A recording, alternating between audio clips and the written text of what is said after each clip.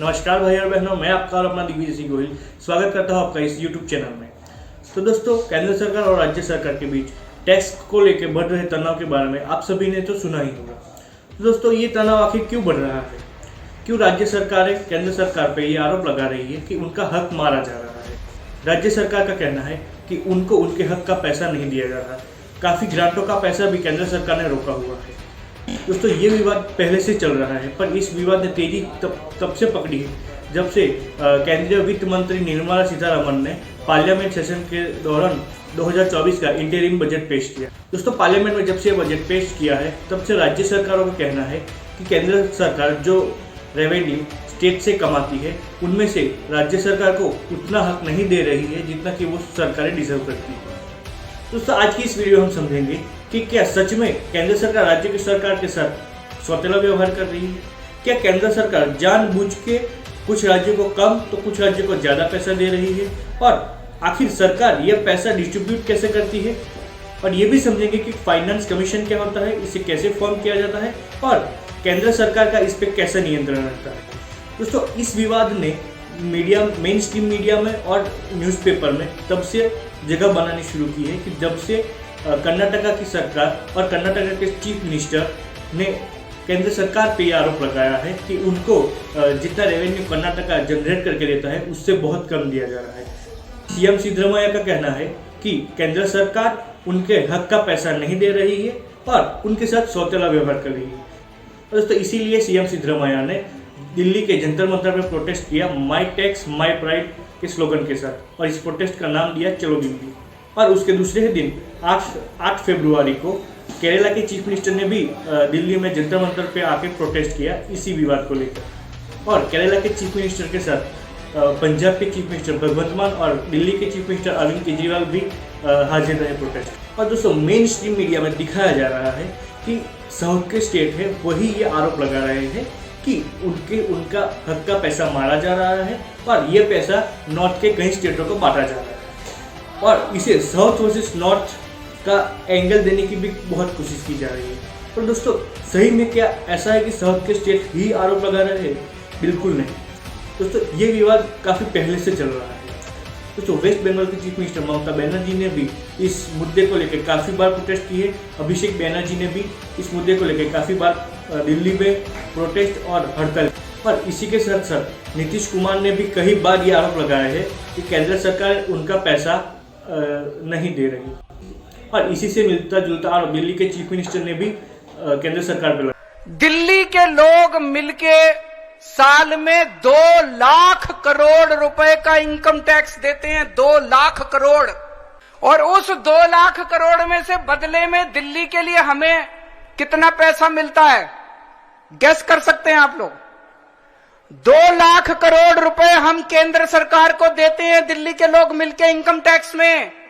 और उस 2 लाख करोड़ में से दिल्ली के लोगों को एक साल में 325 करोड़ रुपए मिलते हैं।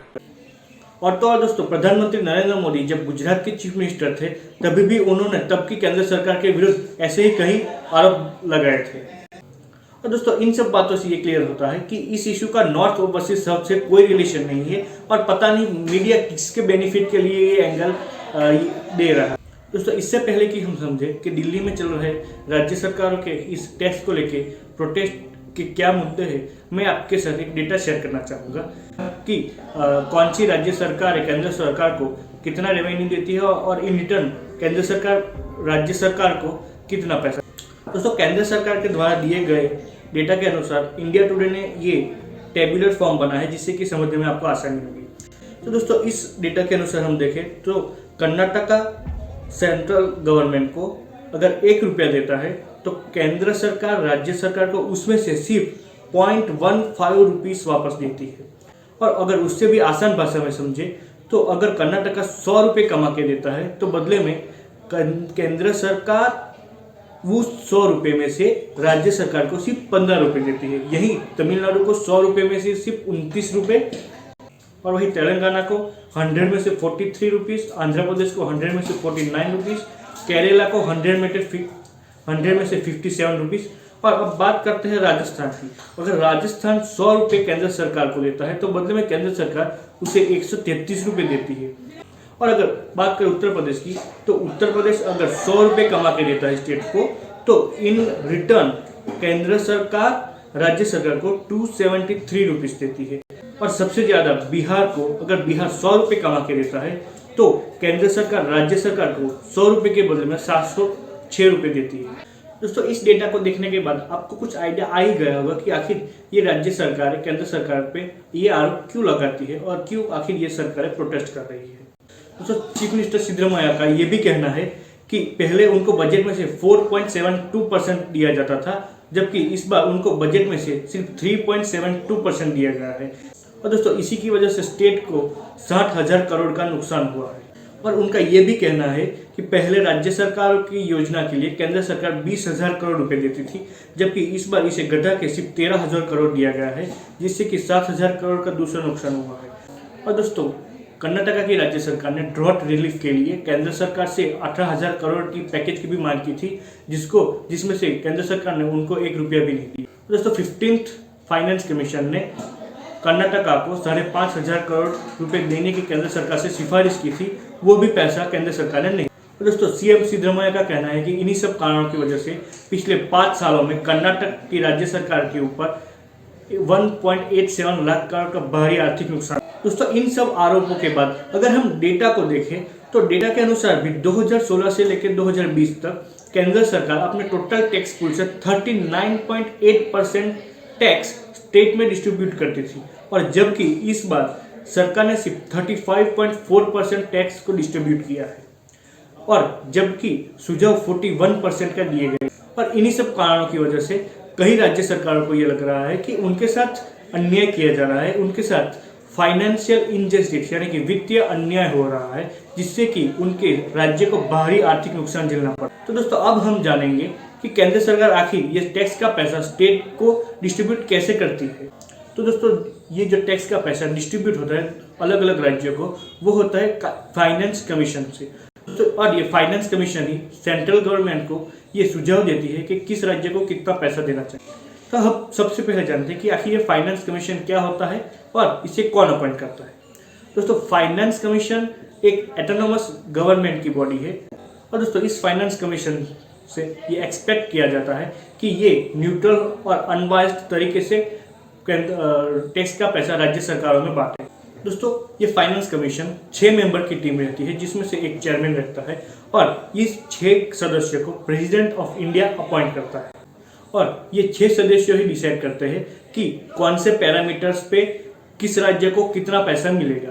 दोस्तों, कॉन्स्टिट्यूशन के हिसाब से ये बॉडी से ये एक्सपेक्ट किया जाता है कि वो अनबायस्ड तरीके से स्टेट में पैसा बांटे, पर जैसे कि उनको अपॉइंट प्रेसिडेंट ऑफ इंडिया करते हैं, जो कि खुद सेंट्रल गवर्नमेंट से अपॉइंट होते हैं, तो हम ये नहीं कह सकते कि केंद्र सरकार पे इस बॉडी का कोई भी नियंत्रण नहीं है।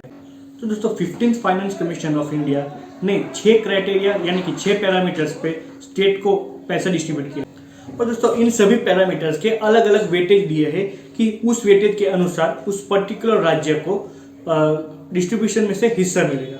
तो सबसे पहले क्राइटेरिया है पॉपुलेशन। पॉपुलेशन का वेटेज कुल 15% है, मतलब जिस भी राज्य के पास पॉपुलेशन ज्यादा होगी उस राज्य को 15% प्रायोरिटी। दूसरा क्राइटेरिया एरिया का है, मतलब जितना बड़ा एरिया उतना अच्छा पैसा उस राज्य को मिलेगा, उसका एरिया का वेटेज है 15%।